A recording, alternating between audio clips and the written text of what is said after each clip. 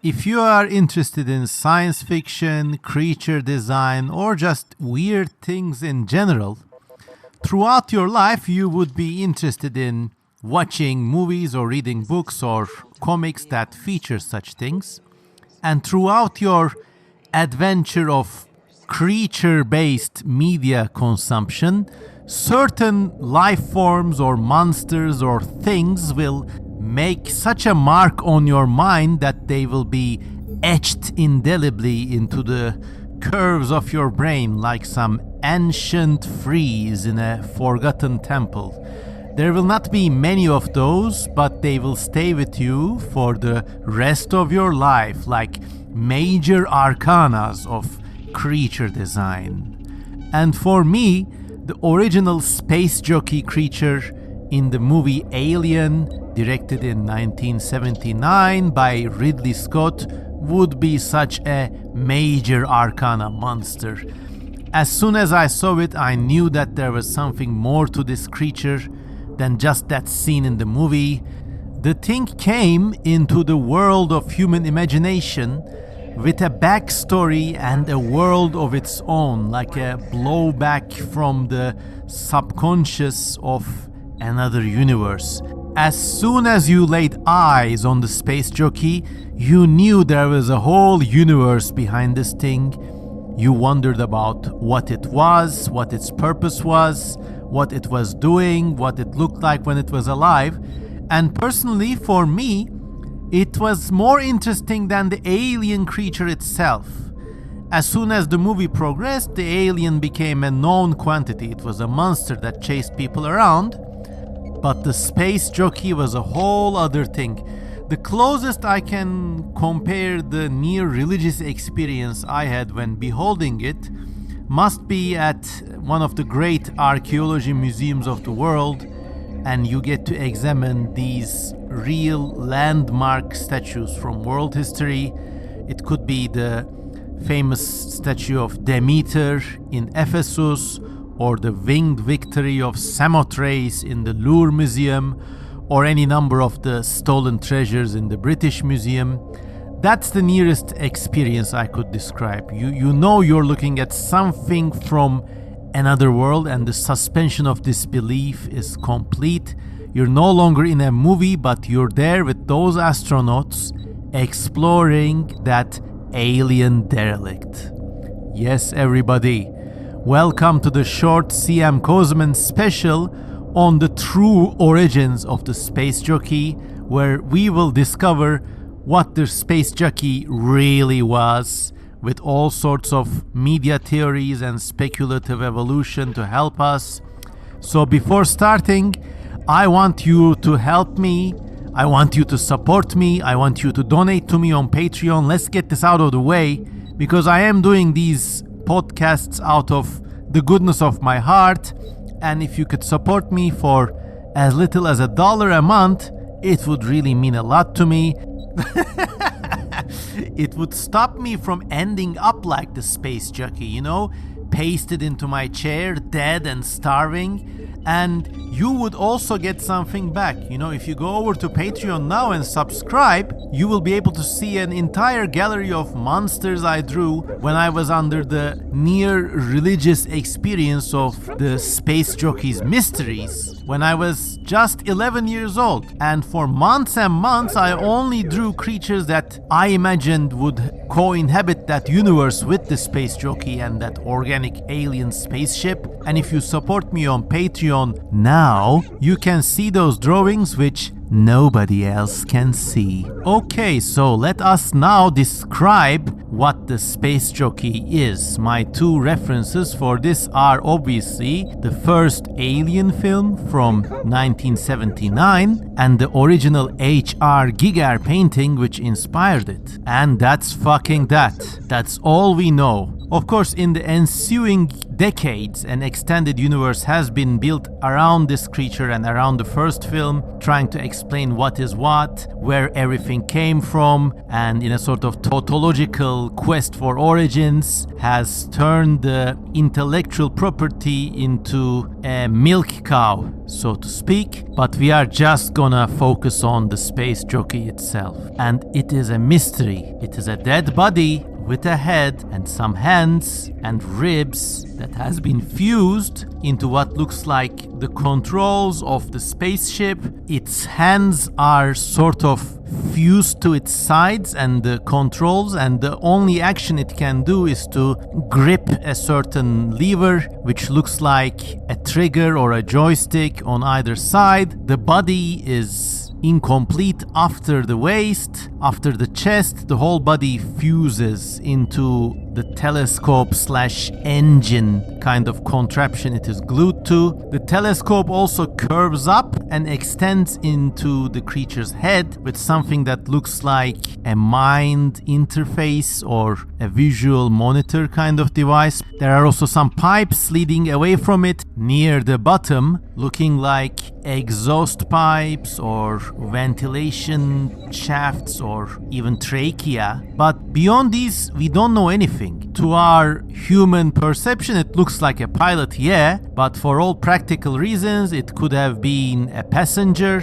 maybe glued to an entertainment system. It could have been a mummified king or god or some sort of half deity. It could have just been a radio device. It could have been something we don't even have the concepts for. The way its body is joined to its chair, and it's just not molten into there as if there was a fire or something, but it's joined into the chair artfully. You can see folds in its muscles or arms merging purposefully into the pipes and vents behind it. The telescope cradles its head much like a mother's caring hand. So this thing is part of the machinery itself, if not the ship itself. I mean, the whole ship already has an organic architecture, so it wouldn't be a stretch to assume that the entire system was somehow biomechanically alive, and this is the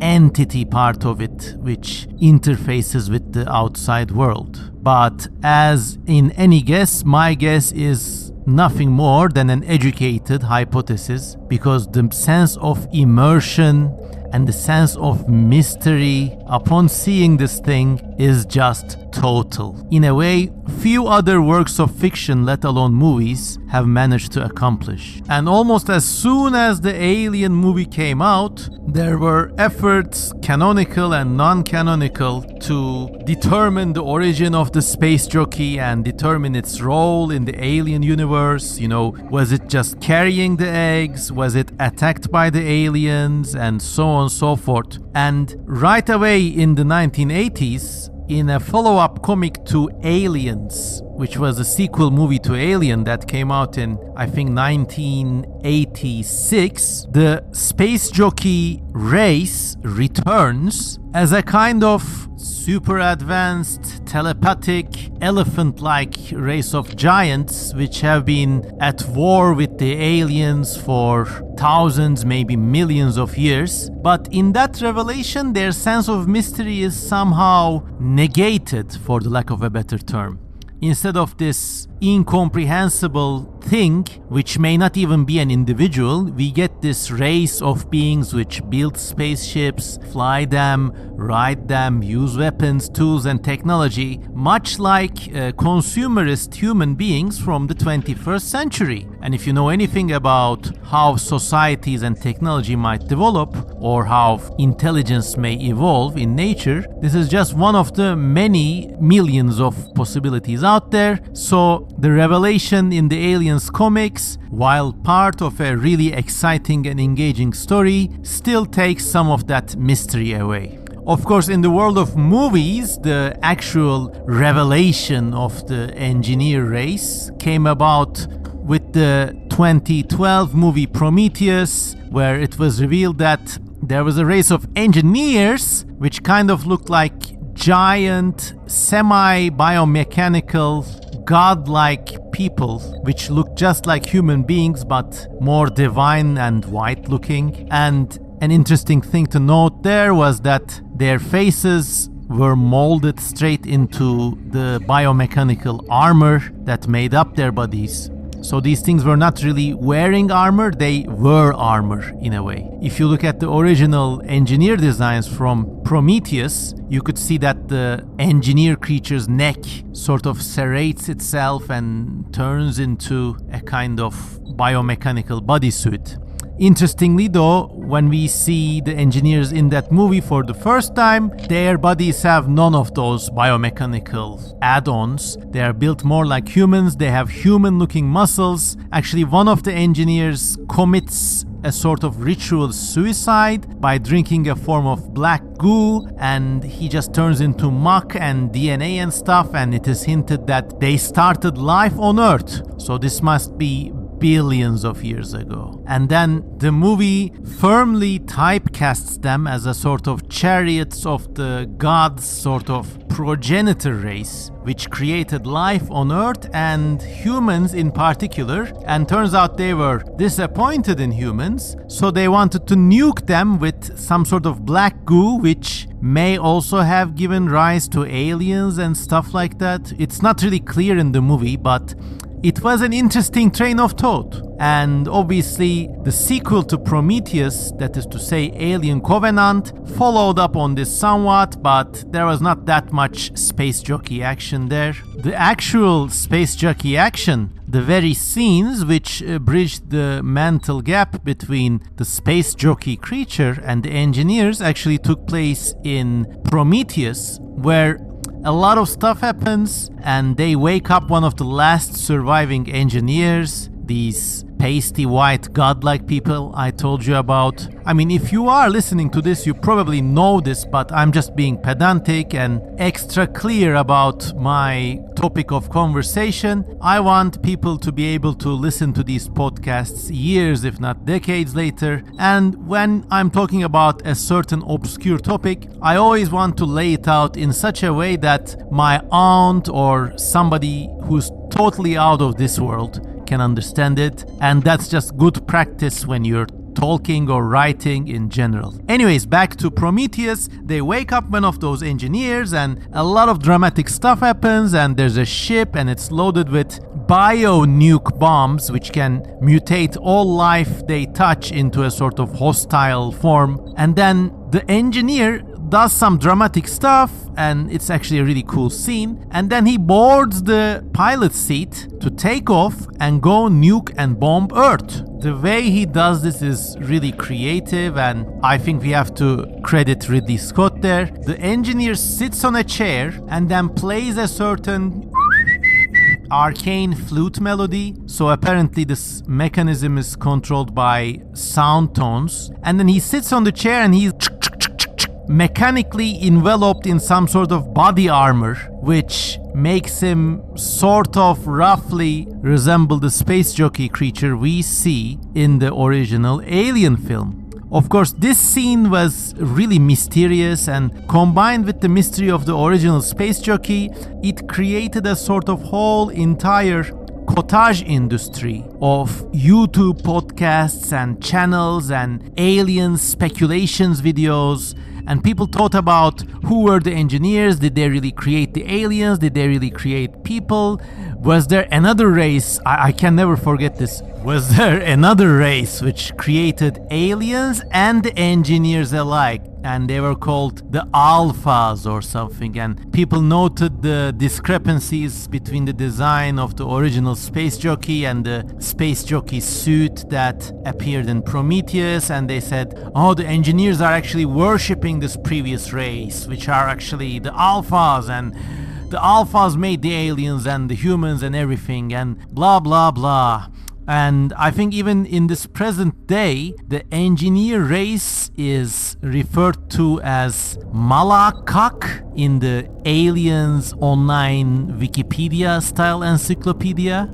And they even have a bullshit made up Latin name called Mundus Gubernavi, which apparently means universal navigator or something like this. And despite having this really lame scientific name, actually it is stated in the online aliens Wikipedia. Actually, the website is aliens.fandom.com, and on this website with this lame ass name, it is actually stated that there are two kinds of malacax. One of them have the elephantine type trunks, which were the things we saw in the comics, and the others are just pasty and white, which are the things we see in Alien Covenant and Prometheus.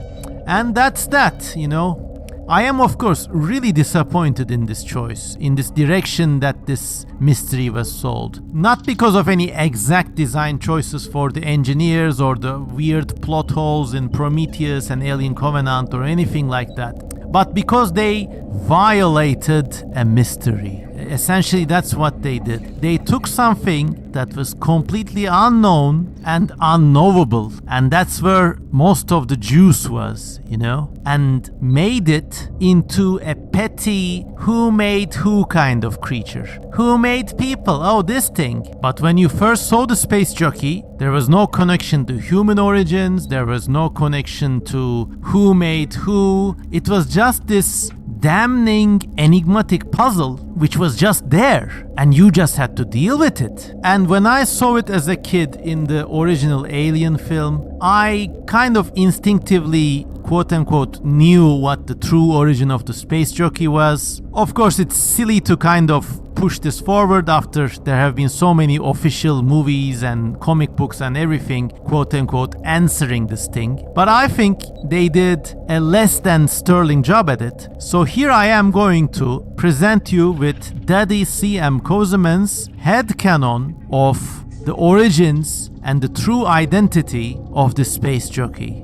If you listen this far, once again, just consider giving me $1 on Patreon, or maybe buying me a coffee on buymeacoffee.com. And if you can't do any of those, just comment, "I am ready to know Daddy Kozeman." So at least we get some comment traction against the algorithm, and I know who has been listening to me so far. Okay, everybody, are you ready? I'm gonna take a big sip from my cup of Daddy Kozeman coffee. And now you're ready to know. Okay, the way the Space Jockey's body is biomechanically linked to its telescope or whatever that thing is, and the way it's associated with these aliens, maybe as a parasite or maybe as a cargo, we will never get to know. We can't even know which one is the original agent species here, you know? Are the aliens actually sentient, and maybe they have somehow designed or subjugated the Space Jockey to pilot them to wherever they were going? Or was the Space Jockey the original agent and they're just carrying the aliens as weapons or cargo? We never know. We will never know, and that's okay. One thing is clear though. In this damning civilization which built this derelict and which created this form of this Space Jockey, the lines between tool user and the tool that is being used, the individual and the communal, the machine and the biological entity are not only blurred, they are non-existent. You cannot tell where the ship ends and where the Space Jockey begins, and maybe by extension where the eggs end and the aliens begin.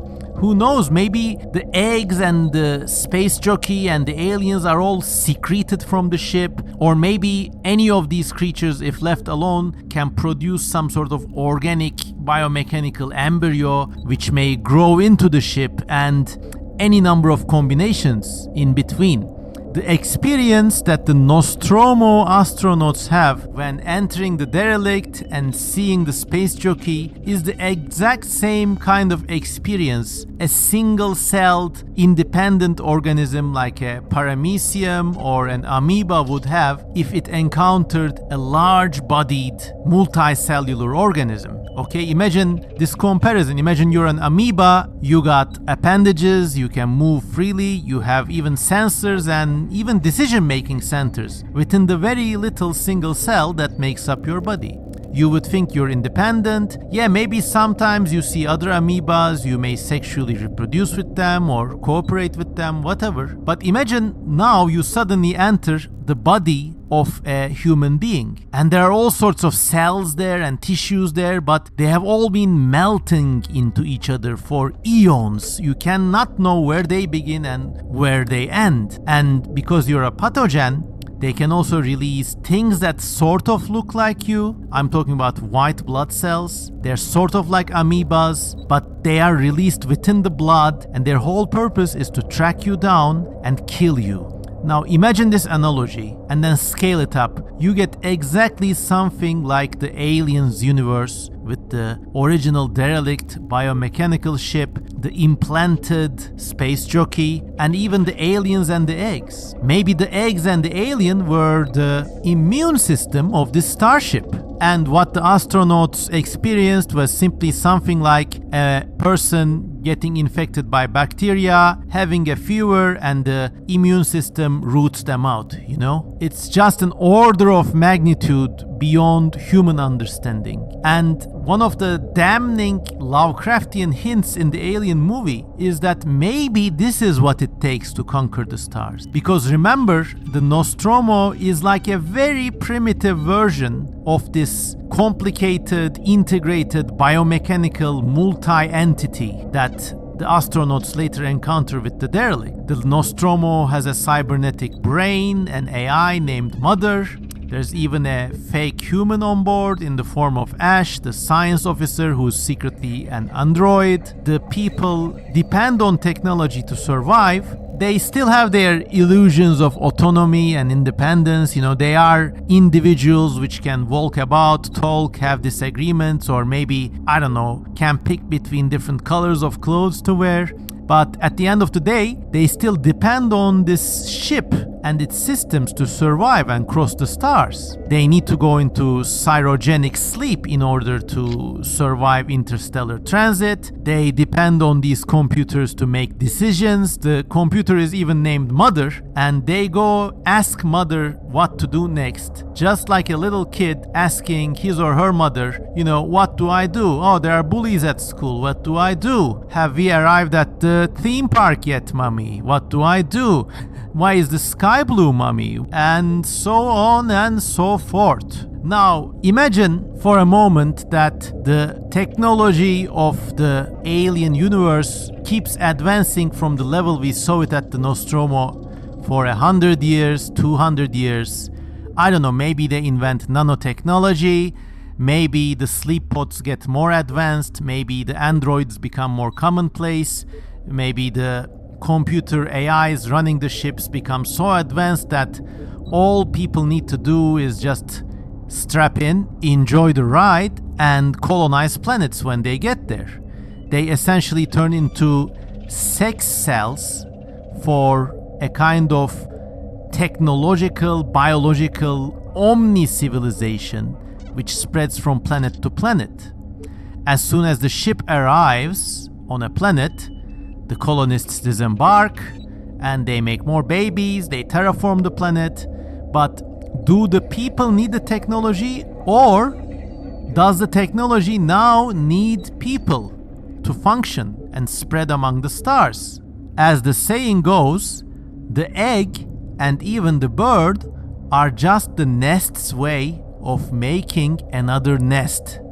Now, what would happen to these nests if technology kept advancing for another 200, 500, 1000 years?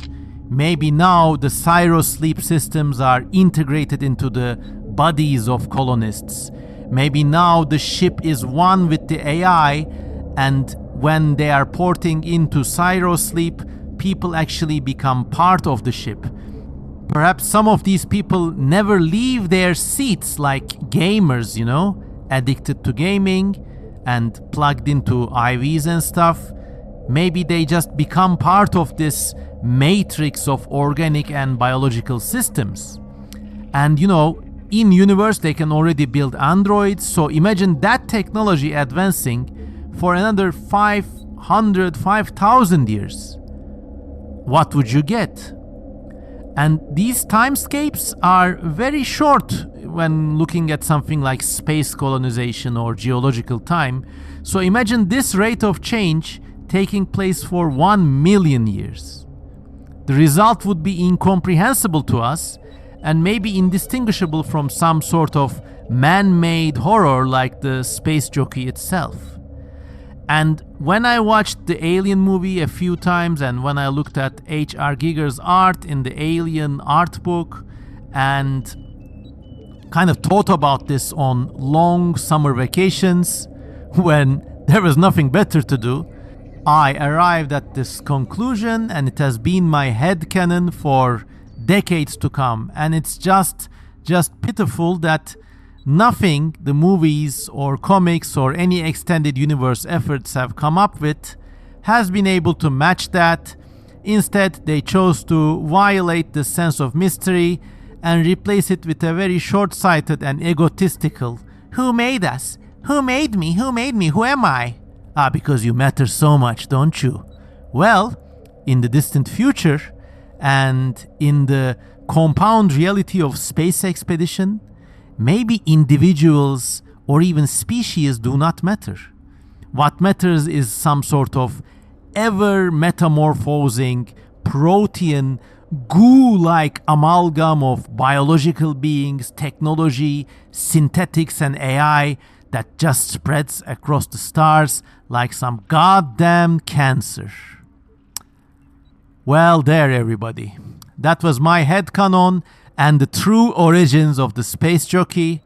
I hope you enjoyed this podcast. I'm not gonna repeat my call out for Patreon support, but actually I am going to, yes, support me on Patreon. I hope you enjoyed listening to my crazy movie hypotheses. And if you agree with me, let me know. If you disagree with me, if you think the Space Jockey has another plausible origin, also let me know. Because the more comments we get, the more traction this video gets. And that's that, everybody. Have a nice day, and I love you all. Goodbye.